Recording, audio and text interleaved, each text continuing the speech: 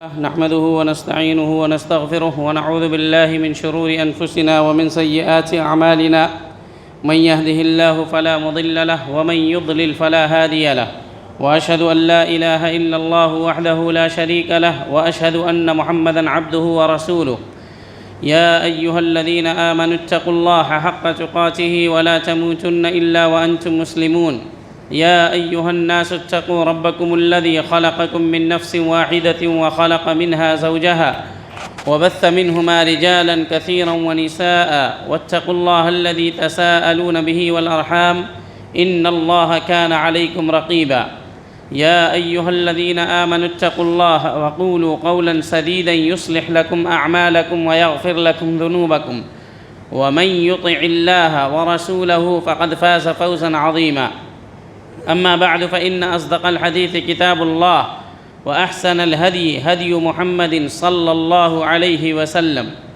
وشر الأمور محدثاتها وكل محدثة بدعة وكل بدعة ضلالة وكل ضلالة في النار أعوذ بالله من الشيطان الرجيم بسم الله الرحمن الرحيم قاف والقرآن المجيد بل عجبوا أن جاءهم منذر منهم فقال الكافرون هذا شيء عجيب أإذا متنا وكنا ترابا ذلك رجع بعيد قد علمنا ما تنقص الأرض منهم وعندنا كتاب حفيظ بل كذبوا بالحق لما جاءهم فهم في أمر مريج أفلم ينظروا إلى السماء فوقهم كيف بنيناها وزيناها وما لها من فروج والأرض مددناها وألقينا فيها رواسي وأنبتنا فيها من كل زوج بهيج تبصرة وذكرى لكل عبد منيب ونزلنا من السماء ماء مباركا فأنبتنا به جنات وحب الحصيد والنخل باسقات لها طلع نضيد رزقا للعباد وأحيينا به بلدة ميتا كذلك الخروج كذبت قبلهم قوم نوح وأصحاب الرس وثمود وعاد وفرعون وإخوان لوط وأصحاب الأيكة وقوم تبع كل كذب الرسل فحق وعيد أفعينا بالخلق الأول بل هم في لبس من خلق جديد أعوذ بالله من الشيطان الرجيم وقال تعالى وإنك لعلى خلق عظيم ہر قسم کی حمد و ثنا تعریف و توصیف اللہ رب العزت ذوالجلال کے لیے لائق و زیبا ہے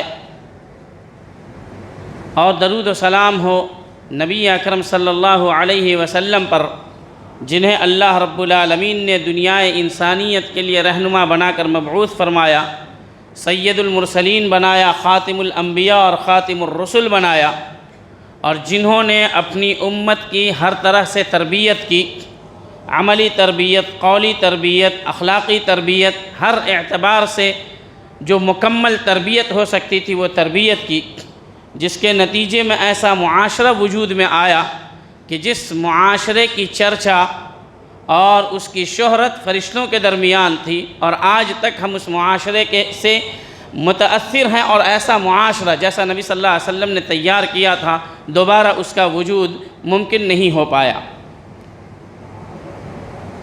اچھا اخلاق حسن الخلق اسلام کے اندر بہت ہی اس کا زیادہ مرتبہ ہے عظیم مقام ہے اس لیے نبی کریم صلی اللہ علیہ وسلم کو اللہ رب العالمین نے مخاطب کرتے ہوئے کہا وَإِنَّكَ لَعَلَى خُلُقٍ عَظِيمٍ کہ اے نبی کریم صلی اللہ علیہ وسلم آپ اخلاق کے بہت اونچے عہدے پر فائز ہیں یعنی جہاں تک حسن الخلق میں بہترین اخلاق میں کوئی نہیں پہنچ سکتا آپ اس سے کہیں اونچے عہدے پر فائز ہیں اور نبی کریم صلی اللہ علیہ وسلم نے کئی جگہوں پر کہا کہ مجھے بہترین اخلاق کی تکمیل کے لیے مبعوث کیا گیا ہے بھیجا گیا ہے نبی کریم صلی اللہ علیہ وسلم نے جب صحابہ کرام کو اچھا اخلاق سکھایا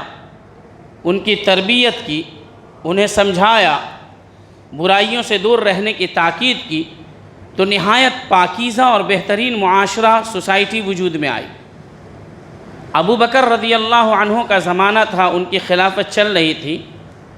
مدینے کے اندر ابو بکر رضی اللہ عنہ نے عمر رضی اللہ عنہ کو قاضی مقرر کیا، جج مقرر کیا۔ 1 سال کے بعد عمر رضی اللہ عنہ نے ابو بکر رضی اللہ عنہ سے کہا کہ مجھے اس منصب پر نہیں رہنا ہے، مجھے مستعفی ہونا ہے، استعفیٰ میرا قبول کر لیجئے۔ تو حضرت ابو بکر رضی اللہ عنہ نے کہا اتطلب الاعفاء من مشقت القضاء یا عمر، فیصلے میں جو بہت مشقت ہوتی ہے، انسان پریشان ہو جاتا ہے کس کے حق میں فیصلہ کریں، سمجھ میں بات نہیں آتی ہے، امانت داری کا مسئلہ ہوتا ہے، تو اسی مشقت کی وجہ سے تم مستعفی ہونا چاہتے ہو، اس منصب کو چھوڑنا چاہتے ہو؟ تو کہا نہیں اے خلیفۃ الوقت، مجھے کوئی بھی مشقت نہیں ہے، لیکن میں مدینے میں 1 سال سے قاضی ہوں، ایک معاملہ بھی میری عدالت میں نہیں آیا، تو جن لوگوں کا ایک معاملہ بھی میری عدالت میں نہیں آیا، ان لوگوں کو قاضی کی ضرورت نہیں۔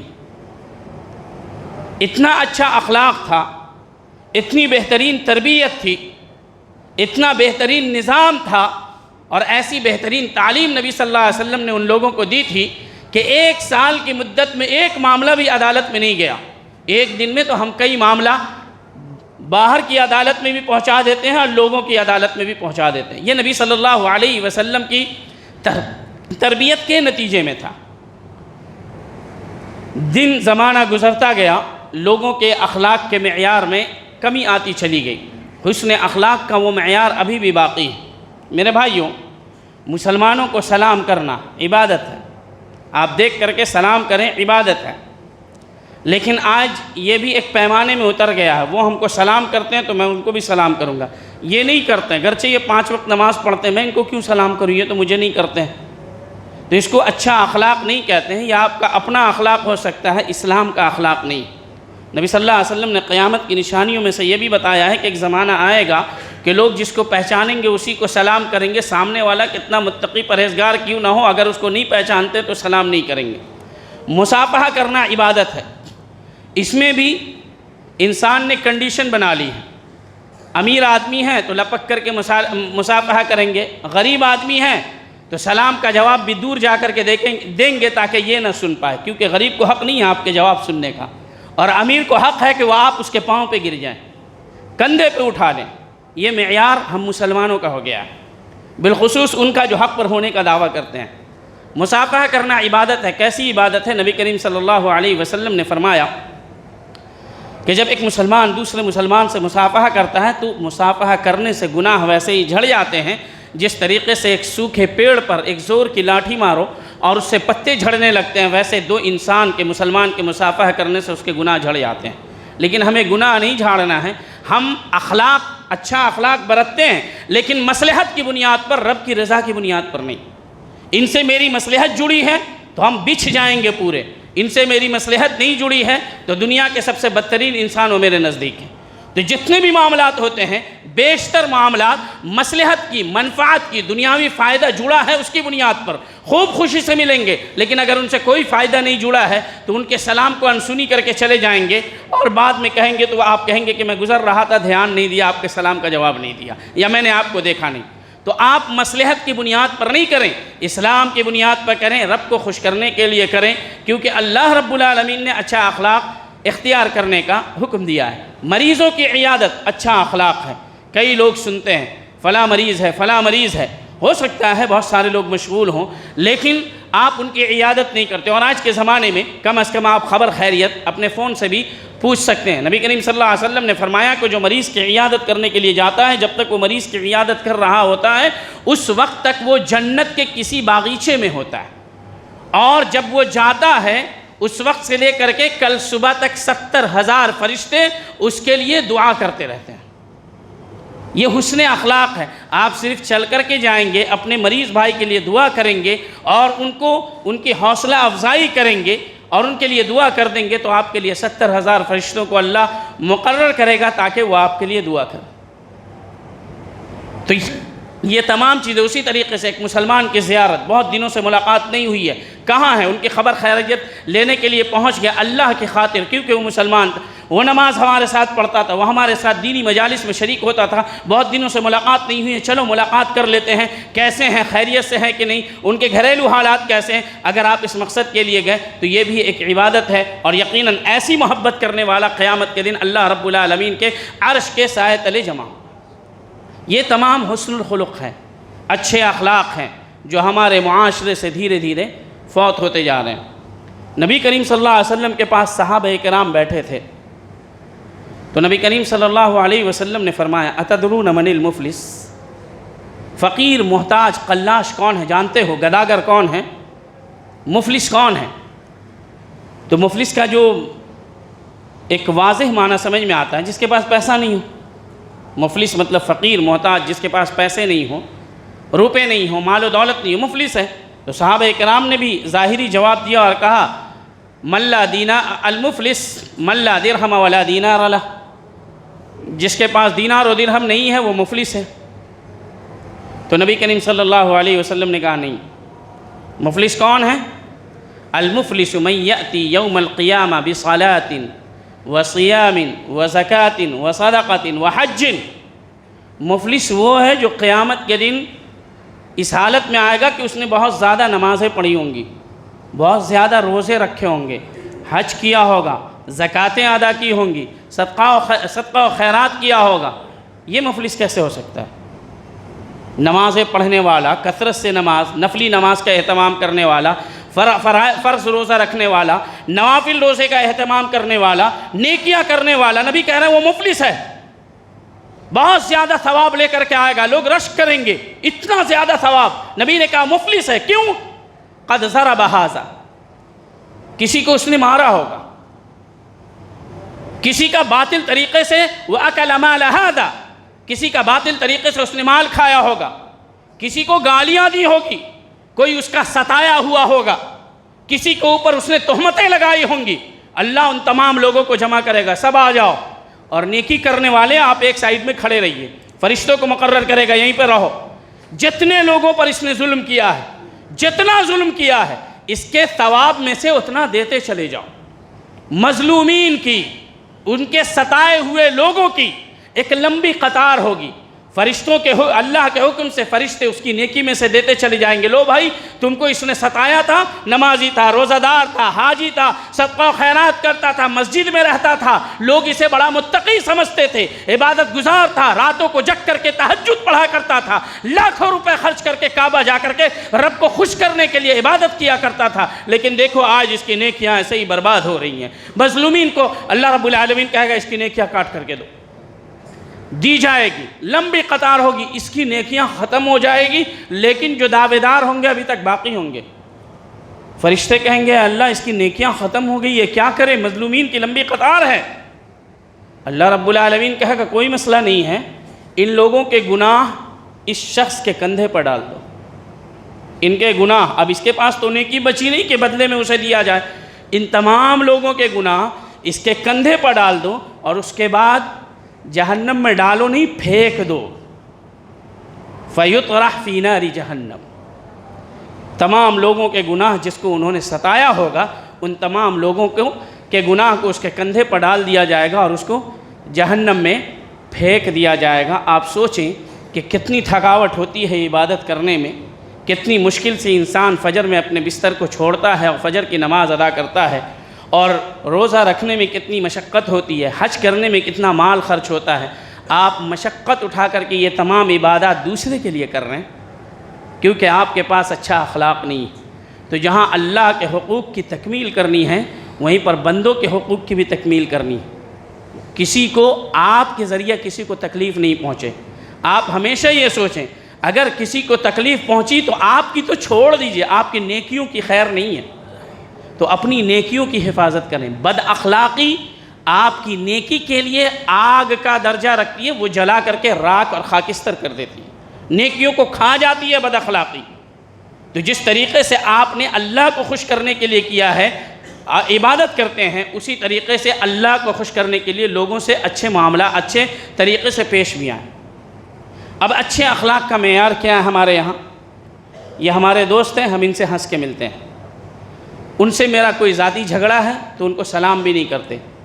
یہود و نصارہ، کافر و مشرک کو، بدعتی کو مسکرا کر کے ملیں گے، بدعتی تک کو سلام کر لیں گے، ان سے مسکرا کر کے ملیں گے، لیکن ایک اہل سنت ہے، اہل حدیث ہے، اس سے کوئی ذاتی جھگڑا ہے، کسی موقف پر اختلاف ہو گیا، اس کے سلام کا جواب نہیں دیتے۔ آپ کے نزدیک بدعتی یہود و نصارہ اس اہل حق سے زیادہ بہتر ہے۔ اخلاق یہ ہو کہ جو توڑے آپ اس کو جوڑیں، جو بھاگے آپ اس کو پکڑ کر کے سامنے لائیں، جو منہ کو موڑے آپ اس کے قریب جا کر کے اس کو سلام کریں۔ آپ کا کام اخلاق نبھانا ہے، دوسرا نبھائے نہ نبھائے اس کی ذمہ داری، وہ اپنی ذمہ داری اللہ کے پاس بیان کرے گا کہ اس نے ادا کی کہ نہیں۔ آپ کیا کرتے ہیں؟ تو اخلاق کا مطلب تبادلہ کرنا نہیں کہ آپ بھی دیکھ کے مسکراتے ہیں تو ہم بھی مسکرا دیں۔ جو چہرے کو بسو سے دیکھ کر کے مسکرائیں، جو سلام نہ کرنا چاہے آپ اسے جا کر کے سلام کریں، جو بات آپ سے بند کرے آپ اس سے بات کریں، اس کو کہتے ہیں اچھا اخلاق۔ نفس کے خلاف جانے کو اچھا اخلاق کہتے ہیں، خواہش نفس کے خلاف جانے کو بہتر اخلاق کہتے ہیں۔ نبی کریم صلی اللہ علیہ وسلم مدینے میں چل رہے تھے۔ نبی کون ہیں؟ سید المرسلین۔ اللہ نے ان سے زیادہ کسی سے محبت نہیں کی۔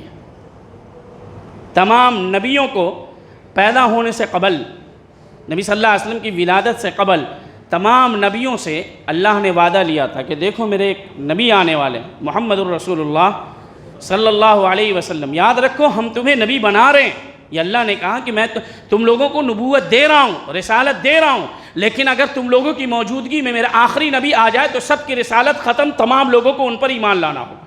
یہ وہ نبی ہیں ہمارے، ہم اس نبی کی امتی ہیں جن کی نبوت پر ایمان لانا تمام انبیاء کرام پر فرض ہے۔ عرش کے پاس جا کر کے آئے، فرشتوں کے بیچ میں رہتے تھے، ہمیشہ فرشتے آیا کرتے تھے، فرشتوں کے ساتھ میٹنگ ہوا کرتی تھی، یہ وہ نبی ہے۔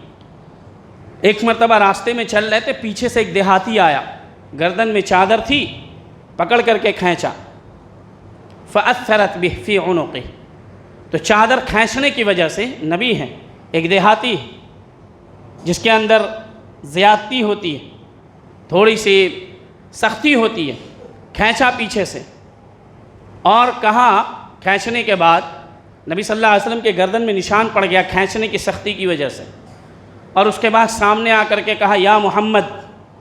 یہ دوسری چیز، نبی صلی اللہ علیہ وسلم کا نام لے کر کے پکارنا جائز نہیں ہے، بے ادبی ہے۔ اللہ نے قرآن مجید میں کہیں پر بھی نبی صلی اللہ علیہ وسلم کا نام نہیں لیا، اور صحابہ کرام جو بڑے بڑے صحابہ کرام ہیں ان کو بھی دیکھیں گے یا نبی یا رسول اللہ یہ کہتے تھے، یا محمد کہنا صحیح نہیں ہے، بے ادبی ہے نبی کی شان میں۔ جہاں پر بھی ثابت ہے یا تو یہود و نصارہ کفار و مشرکین نے کہا ہے یا ان لوگوں نے کہا ہے جو نئے نئے اسلام لائے ہیں اور دیہات سے آئے ہیں، ورنہ نبی کو ان کے لقب سے یا ایھا النبی یا ایھا الرسول یہ کہنا ہے۔ بہرحال تو کہا یا محمد، اللہ نے جو مال دیا ہے آپ کو اس میں سے مجھے عطا کیجیے۔ نبی ہیں، ایک دیہاتی ہے، گلا پکڑ کر کے کھینچتا ہے، سامنے آ کر کے نام لے کر کے پکارتا ہے اور کہتا ہے کہ جو مال آپ کے پاس ہے اس کو دیجیے۔ اگر ہمارے پاس کوئی چندہ لینے والا آ جائے دکان میں، کیا بھائی آپ بے وقت چلے آتے ہیں؟ ایسا سمجھا دھرم شالہ سمجھ رکھا ہے؟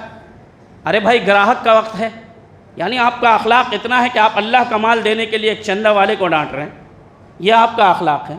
آپ کے گھر کا مال ہے، آپ نے اپنی محنت سے ضرور کمایا ہوگا، لیکن ایک ایک روپے کا حساب اللہ کو دینا پڑے گا، یہ اللہ کا مال ہے۔ ارب پتی لکھ پتی ہو جائے، پوری دنیا کے حاکم ہو جائیں، چندہ لینے والا اگر آیا ہے تو یہ اس کا احسان ہے کہ آپ کے پاس آ کر کے آپ کے مال کی زکوٰۃ لے رہا ہے، ورنہ ایک دن ایسا آئے گا کوئی آپ کی زکوٰۃ کو قبول نہیں کرے گا، تو آپ اس کو ڈانٹتے ہیں، جب دیکھو منہ اٹھائے چلے آتے ہیں۔ یہی بد اخلاقی، یہی بد اخلاقی ہے، اور یہ بد اخلاقی کے ساتھ تکبر بھی ہے کہ آپ کو پیسوں نے، آپ کی دولت نے آپ کو رعونت میں مبتلا کر دیا۔ نبی صلی اللہ علیہ وسلم کا اخلاق دیکھیں، گردن پکڑ کر کے کھینچا، یا محمد کہا، مال بے ادبی کے ساتھ مانگا، نبی صلی اللہ علیہ وسلم فالتفت الیہ، متوجہ ہوئے، فتبسم، دیکھ کر کے اس کو مسکرا دیا، اور اس کے بعد کہا کہ اللہ کے مال میں سے دے دو۔ یہ نہیں کہا کہ تم نے میری گردن کیوں کھینچی، تم نے میرا نام کیوں لیا، تم نے میرے ساتھ کچھ بھی نہیں کہا، مسکرائے اور کہا مال دے دو۔ اسی کو اچھا اخلاق کہتے ہیں کہ جو آپ کو تکلیف دے آپ اس سے حسن سلوک کریں، یہ حسن الخلق ہے۔ جو آپ کے ساتھ اچھائی کرے آپ بھی اس کے ساتھ اچھائی کر رہے ہیں، یہ تو بدلہ ہے، یہ بدلہ ہے۔ نبی کریم صلی اللہ علیہ وسلم کے سامنے ذکر کیا گیا، مسند احمد کی روایت ہے کہ فلاں خاتون ہیں، بہت کثرت سے نوافل روزے کا اہتمام کرتی ہے، نفلی نمازیں پڑھتی ہے، بڑا صدقہ و خیرات کرتی ہے، لیکن اس کے اندر ایک عیب ہے۔ تو نبی صلی اللہ علیہ وسلم نے کہا کیا؟ غیر انہا تؤذی جیرانہا، اپنے پڑوسیوں کو تکلیف دیتی ہے۔ نبی نے کہا جہنمی ہے۔ پہلے صحابی نے کیا کہا؟ کثرت سے نماز پڑھتی ہے، کثرت سے روزہ رکھتی ہے، کثرت سے صدقہ و خیرات کرتی ہے، 3 بڑی بڑی نیکیوں کا ذکر کیا۔ کہا بس ایک عیب ہے، پڑوسی کو تکلیف دیتی ہے۔ نبی نے اس کی عبادت کی طرف نہیں دیکھا، اس کی بد اخلاقی کی طرف دیکھا کہ پڑوسیوں کو تکلیف دیتی ہے، جہنمی۔ پڑوسیوں کو تو چھوڑ دیں، اپنے گھر میں موجود افراد کو لوگ کیسی تکلیفیں دیتے ہیں، آپس میں کس طریقے سے نفرت، بغض و عداوت ہوتی ہے۔ اور رہی بات پڑوسیوں کی، تو نبی کریم صلی اللہ علیہ وسلم نے فرمایا کہ جس کا ایمان اللہ پر ہو، اس کے رسول پر ہو، آخرت کے دن پر ہو، وہ اپنے پڑوسیوں کی عزت کرے۔ پڑوسی تکلیف دے تو برداشت کرے، یہ نہیں کہ آپ کو تکلیف دے رہا ہے تو اس کے بدلے میں آپ تکلیف دیں، اس کو بد اخلاقی کہتے ہیں۔ اس کی تکلیف کو برداشت کرنا، اس کے ساتھ حسن سلوک کرنا، اس کو اچھا اخلاق کہتے ہیں۔ میں نے کہا نا کہ اچھے اخلاق کا معیار ہمارے یہاں بدل گیا ہے۔ فلاں صاحب 2 کلو مٹھائی لے کر کے چلے آئے، ہم بھی 1 کلو مٹھائی لے کر کے چلے گئے، یہ اچھا اخلاق ہے۔ کوئی آیا کچھ نہیں لے کر کے، پورے گھر میں چرچا ہے، دیکھو کیسا بخیل ہے، کچھ نہیں لے کر کے آیا، ذرا سا بھی رسم و رواج نہیں جانتا ہے، ذرا سا بھی اس کو اپنے رشتہ داروں کا خیال نہیں ہے۔ کبھی آپ نے اس کا بھی خیال رکھا ہے کہ اس کی زندگی کیسی ہے، نجی زندگی، پرسنل لائف اس کی کیسی ہے؟ تو آدمی ظاہری چیز کو دیکھتا ہے اور ظاہری معیار پر تولنے لگتا ہے۔ نبی کریم صلی اللہ علیہ وسلم کے پاس کچھ نہیں ہوا کرتا تھا، کچھ نہیں ہوا کرتا تھا۔ مہمان آ گیا نبی صلی اللہ علیہ وسلم کے پاس، کہا کہ اللہ کے رسول، مہمان آ گیا، نبی صلی اللہ علیہ وسلم نے ایک صحابی کو بھیجا کہ جاؤ میری اہلیہ کے ہاں دیکھو ازواج مطہرات کے ہاں کچھ ہے۔ تمام اہلیہ کے ہاں صحابہ چلے گئے، لیکن کسی کے پاس کچھ نہیں تھا۔ مہمان ہیں، نبی کے مہمان۔ ہمارے یہاں کچھ اتنا کچھ ہوتا ہے کہ روزانہ فریج سے نکال کر کے ڈسٹ بین میں ڈالنا پڑتا ہے، اور نبی ہیں، سید الانبیاء ہیں، سید المرسلین ہیں، ان کے پاس خود کھانے کے لیے کچھ نہیں، پھر بھی تاکید کے طور پہ کچھ ہو جس سے اس مہمان کی ضیافت کی جائے۔ تمام بیویوں کے ہاں بھیج دیا، کسی کے ہاں کچھ نہیں ملا۔ ایک صحابی کو کہا یہ میرا مہمان ہے، تم اس کی ضیافت کرو۔ اب صحابی کو دیکھیں، ہم جیسے لوگ دیکھو مولانا کے پاس مہمان آیا، مجھے چپکا دیا۔ نبی صلی اللہ علیہ وسلم کے مہمان کو لیا، گھر گئے، نبی صلی اللہ علیہ وسلم کو یہ نہیں کہا میرے پاس کچھ نہیں ہے، گھر گئے اور اپنی بیوی سے کہا کہ کچھ ہے، نبی کا مہمان میرے گھر میں آیا ہے، اور نبی کے حکم سے صلی اللہ علیہ وسلم۔ تو بیوی نے کہا گھر میں تو کچھ بھی نہیں ہے کھانے کے لیے، صحیح بخاری کی روایت، گھر میں کچھ بھی نہیں ہے، بیٹی ہے اس کے لیے تھوڑا کھانا بچا کر کے رکھا ہے، کھلا دوں گی تو سو جائے گی۔ تو صحابی نے کہا ایک کام کرو، بچی کو کسی طرح بھوکا سلا دو، پہلی قربانی، یہ پہلی قربانی، بچی کو کسی طرح بھوکا سلا دو، اور اس کھانے کو جس کو تم نے بچی کے لیے بچا کر کے رکھا ہے مہمان کے لیے تیار کرو۔ چراغ جلا ہے، کھانا جب پیش کرنا جاتے وقت میں چراغ کو بجھا دینا، تاکہ مہمان کھائے اور میں کھانے کے لیے ظاہر کروں کہ میں بھی کھا رہا ہوں، انہیں دکھاؤں، لیکن میں نہیں کھاؤں گا، مہمان کھا لے، نبی کا مہمان ہے، آسودہ ہو جائے۔ بیوی نے ویسا ہی کیا، بچی کو کسی طریقے سے سلا دیا، آئی کھانا پیش کیا، جاتے ہوئے چراغ بجھا دیا، ایسا لگا کہ جاتے ہوئے ہوا سے بجھ گیا، مہمان نے آسودہ ہو کر کے کھا لیا، اور صبح ہوئی، فجر ہوئی، نبی صلی اللہ علیہ وسلم کے پاس پہنچے نماز پڑھنے کے لیے۔ نبی صلی اللہ علیہ وسلم نے اس صحابی سے پوچھا کہ تم نے ایسا کیا کیا ہے، عمل کون سا عمل کیا ہے جس عمل سے خوش ہو کر کے اللہ نے تمہارے متعلق قرآن میں آیت نازل کر دی ہے؟ اللہ رب العالمین نے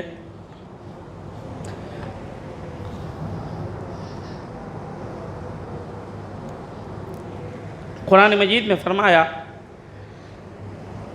والذین یؤثرون علی انفسہم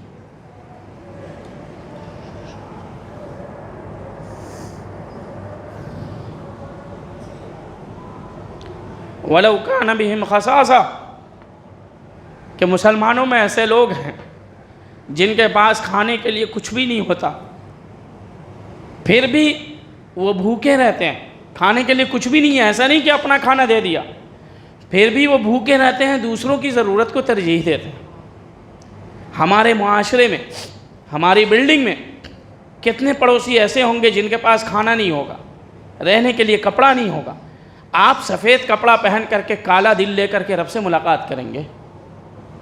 جو اپنے پڑوسیوں کا خیال نہ رکھے، امت مسلمہ کے ان افراد کا خیال نہ رکھے جو لقمے لقمے کو ترستا ہو، اور آپ سمجھتے ہیں کہ آپ کا اور ہمارا اخلاق بہت اچھا ہے۔ اس صحابی کے متعلق آیت اس لیے نازل نہیں ہوئی کہ انہوں نے ضیافت کی، اس لیے نازل ہوئی کہ انہوں نے قربان کیا، اپنے بچوں کی، اپنی بیوی کی قربانی دے کر کے نبی کے مہمان کی ضیافت کی۔ کچھ نہیں رہا ہوگا، معمولی سا کھانا رہا ہوگا، لیکن رب کو یہ عمل اتنا پسند آیا کہ ان کے متعلق قرآن مجید میں آیت نازل کر دی۔ یہ اصل اخلاق ہوتا ہے۔ کوئی آئے مہمان تو بھاگنا نہیں چاہیے، ان کی ضیافت کرنی چاہیے۔ چنانچہ نبی کریم صلی اللہ علیہ وسلم نے فرمایا افشوا السلام، سلام کو پھیلاؤ، اور ایک حدیث میں جس کو جانتے ہو اس کو بھی سلام کرو، اور جس مسلمان کو نہیں جانتے ہو اس کو بھی سلام کرو، سلام کرو، سلام پھیلاؤ۔ اور نبی صلی اللہ علیہ وسلم نے ایک دوسری حدیث میں فرمایا کہ محبت دل میں جو ہوتی ہے ایک دوسرے سے، اس کا سبب ایک دوسرے کو سلام کرنا ہے۔ ایک آدمی کو آپ بالکل نہیں جانتے، اننون ہے، بالکل اجنبی ہے، لیکن آپ اس کو 10 دن سلام کریں تو وہ آپ کو دیکھ کر کے مسکرانے لگتا ہے، آپ کی قربت ہونے لگتی ہے، کیونکہ سلام کا مطلب ہے کہ آپ میری طرف سے محفوظ ہیں، اور اللہ سے آپ کے لیے سلامتی کی دعا کرتا ہوں۔ وَرَحْمَةُ اللَّهِ، اللہ کی رحمتیں آپ پر نازل ہو اور اللہ کی برکتیں نازل ہوں۔ تو سلام، نبی صلی اللہ علیہ وسلم نے کہا افشوا السلام وَأَطْعِمُوا الطَّعَامَ، کھانا کھلاؤ، مساکین کو، محتاج کو، غریبوں کو، جو ضرورت مند ہے ان کو کھانا کھلاؤ۔ حضرت عائشہ رضی اللہ عنہ کے پاس ایک خاتون آئی، کہا کچھ دے دیجئے، کہا گھر میں کچھ نہیں ہے، نبی کی بیوی ہے، گھر میں کچھ نہیں ہے۔ جبریل علیہ السلام نے آ کر کے سلام کیا تھا عائشہ رضی اللہ عنہ کو، جبریل نے آ کر کے کہا کہ اللہ کے رسول میرا سلام کہیں ام المؤمنین عائشہ کو، ان کے گھر میں کچھ نہیں ہے۔ کہا کہ پھر میں نے کھجور پایا اور اس خاتون کو دے دیا۔ وہ خاتون اتنی بھوکی تھی، اس کے باوجود اس نے کھجور کا 2 حصہ کیا، ایک اپنے بچے کو دیا، ایک خود کھایا۔ یہی صدقہ ہوتا ہے، یہی خیرات ہوتا ہے۔ جب آپ کے پاس کچھ بھی نہ ہو پھر بھی دینے کی کوشش کریں، یہ اصل صدقہ ہوتا ہے۔ جب بہت کچھ ہو پھر آپ دیں تو آپ نے بہت کچھ میں سے دیا ہے، اور جس نے کچھ میں سے نہ ہونے کے باوجود بھی کچھ دیا ہے دراصل اس کی قربانی ہوتی۔ تو اچھے اخلاق کا معیار نبی صلی اللہ علیہ وسلم کے زمانے میں یہ تھا۔ تو اس لیے اپنے اخلاق کے معیار کو بلند کریں، نبی کے مطابق چلنے کی کوشش کریں، دل کی صفائی کریں۔ انسان کے چہرے بہت خوبصورت ہوتے ہیں لیکن دل بہت گندا ہوتا ہے، حسد، بغض، عداوت، بدگمانی، کینہ، کپٹ سب یہیں پہ بھرا ہوتا ہے۔ مسکرانے سے کچھ بھی نہیں ہوتا، دراصل دل کی ملاقات جب دل سے ہو تو سچی مسکراہٹ نکلتی ہے، ورنہ منافقوں والی مسکراہٹ رہتی ہے۔ اتنے بیماریوں کو دل میں پال کر کے کیا کریں گے؟ قیامت کے دن تو آپ کو اکیلے جواب دینا ہے۔ اس سے حسد کر کے آپ نیکیاں تو نہیں کما سکتے نا، اس سے بغض رکھ کر کے آپ جنتوں کو حاصل نہیں کر سکتے نا۔ صاف رکھیں دل کو، کوشش کریں اچھے سے ملنے کی۔ شیطان آپ کے اور ہمارے دلوں پر مسلط ہے، لوگوں کے درمیان شیطان نفاق پھیلاتا ہے، اختلاف پھیلاتا ہے، افتراق و انتشار کی دعوت دیتا ہے، بار بار آ کر کے دل میں بات ڈالے گا تمہارے ساتھ جو ہوا اس کے پیچھے وہ لوگ تھے، اس کے پیچھے وہ لوگ تھے۔ آپ تمام چیزوں کو چھوڑیں اور ایک بات کہیں، میرے ساتھ جو ہوا وہ اللہ کی مرضی تھی، چاہے لوگ اس میں شامل ہوں۔ میں اللہ سے دعا کرتا ہوں اللہ ان تمام لوگوں کو معاف کر دے، کیونکہ اگر میں ان کو معاف کروں گا تو میرا رب قیامت کے دن مجھے معاف کرے گا۔ یہ اصل ہے۔ جب ام المؤمنین عائشہ رضی اللہ عنہ پر الزام لگا، صحیح بخاری کی روایت ہے، قرآن مجید کی آیت بھی ہے، الزام لگایا منافقین نے، چند صحابہ کرام منافقین کے ریومر کا شکار ہو گئے، افواہ کا شکار ہو گئے، جن میں ایک صحابی تھے مستح ابن اثاثہ۔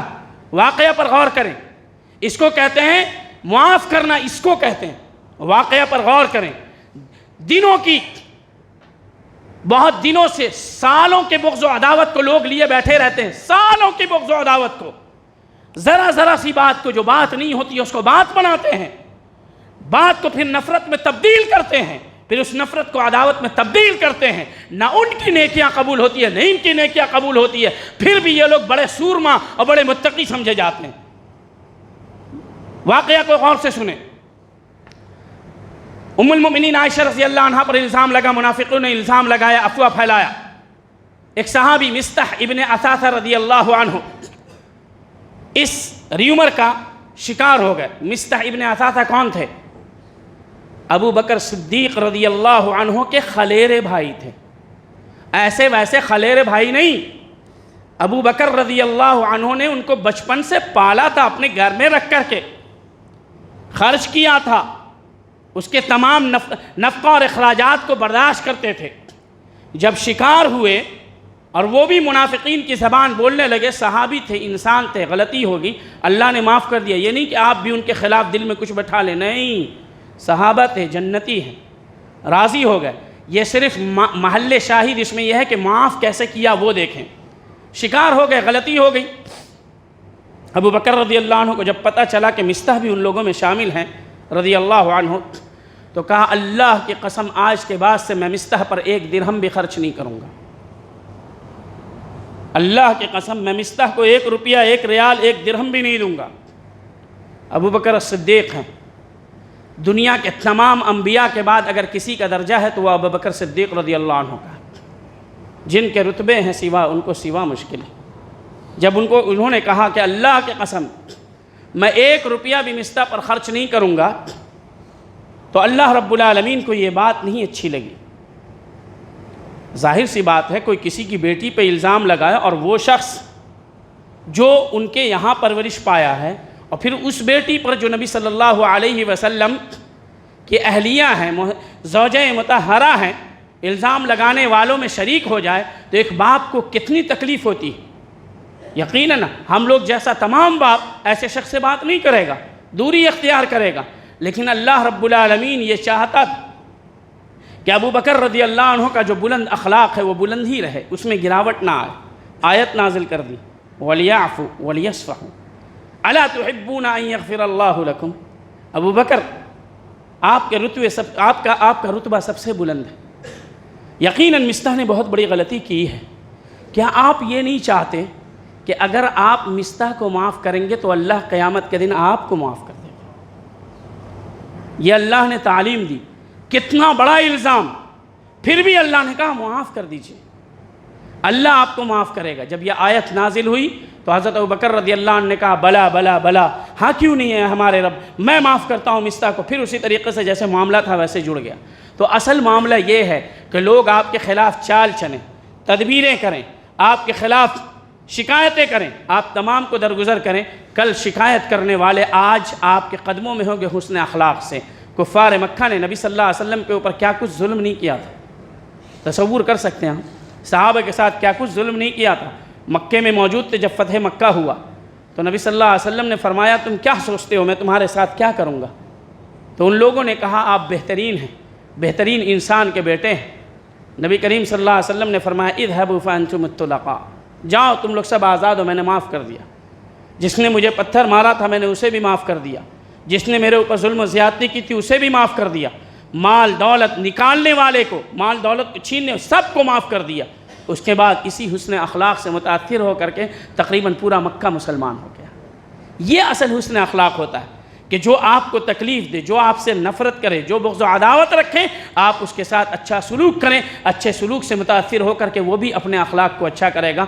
بدلہ نہ دیں کہ وہ بھی اچھے سے مل رہے تو ہم بھی اچھے سے ملے، ایسا بھی کرنا ہے، لیکن اصل چیز جو کرنی ہے وہ اپنوں سے دور کے ساتھ رشتے کو نبھانا ہے اور اس سے اچھے اخلاق سے پیش آنا ہے۔ اللہ رب العالمین سے دعا ہے کہ اللہ رب العالمین ہم سبوں کو اچھا اخلاق اختیار کرنے کی، نبی صلی اللہ علیہ وسلم نے جیسا اخلاق سکھایا ہے ویسا اخلاق اختیار کرنے کی توفیق عطا فرمائے۔ اقول قولی ھذا استغفر اللہ لی ولکم ولسائر المسلمین انہ تعالی جواد کریم ملک بر رؤوف الرحیم۔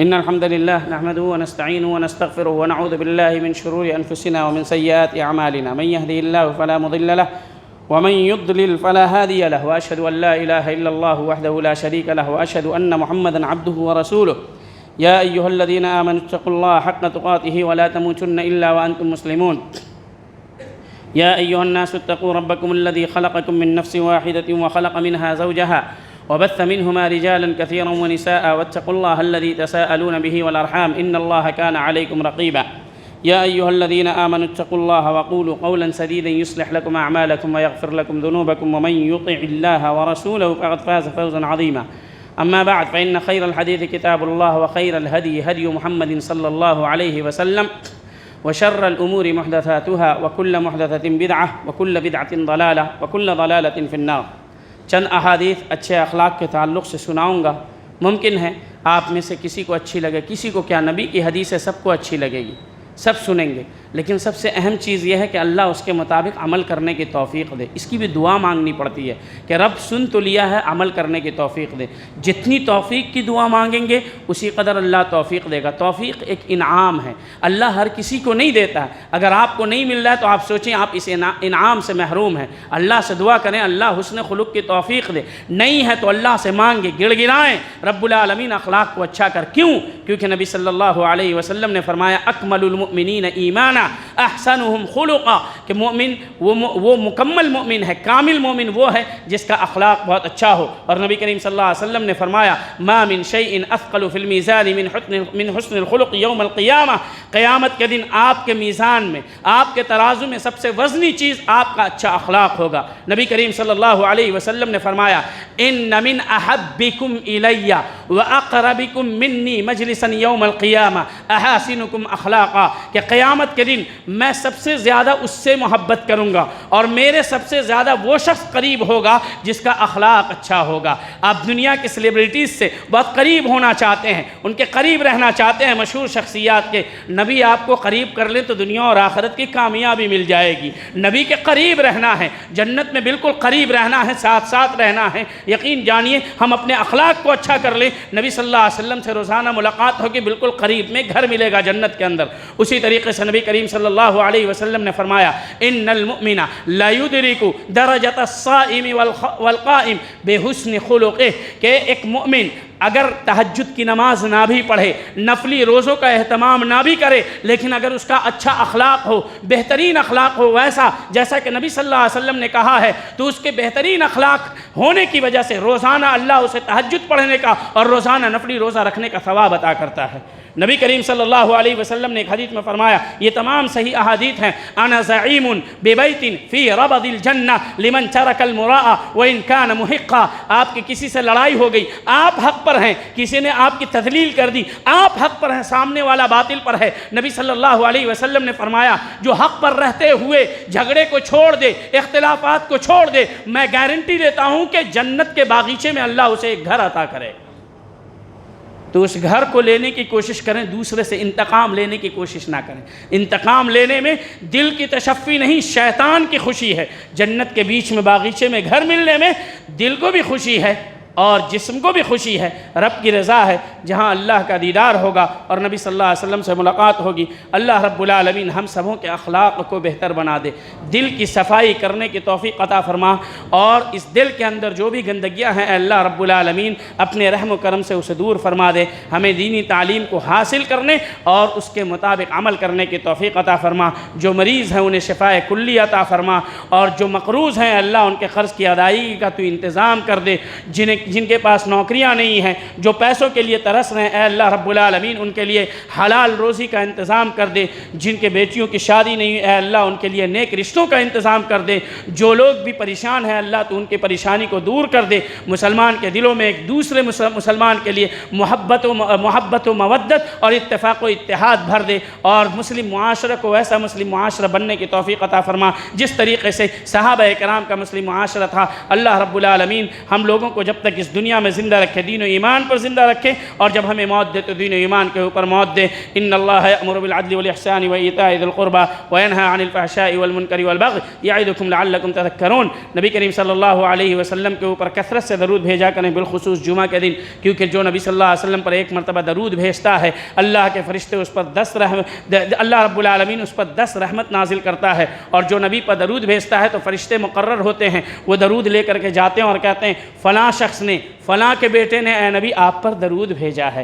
آپ کا تذکرہ کسی بڑے شخص کے پاس ہو تو کتنا خوش ہوتے ہیں، اور نبی کے پاس ہو تو سوچے کہ خوشیوں کا کیا ٹھکانہ رہے گا۔ اللہ رب العالمین ہم سبوں کو کثرت سے درود پڑھنے والا بھی بنائے۔ ہم ہزاروں صفحات پڑھ جاتے ہیں، ہزاروں خبریں سن جاتے ہیں، 8 گھنٹے کا میچ دیکھ جاتے ہیں، ایک مرتبہ زبان سے درود نہیں نکلتا ہے، جس کی وجہ سے 10 رحمتیں نازل ہوں گی، نبی سے قربت ہوگی، قیامت کے دن نبی کی شفاعت حاصل ہوگی، دنیا میں برکت ہوگی، ہم و غم سے پریشانی سے نجات ملے گی۔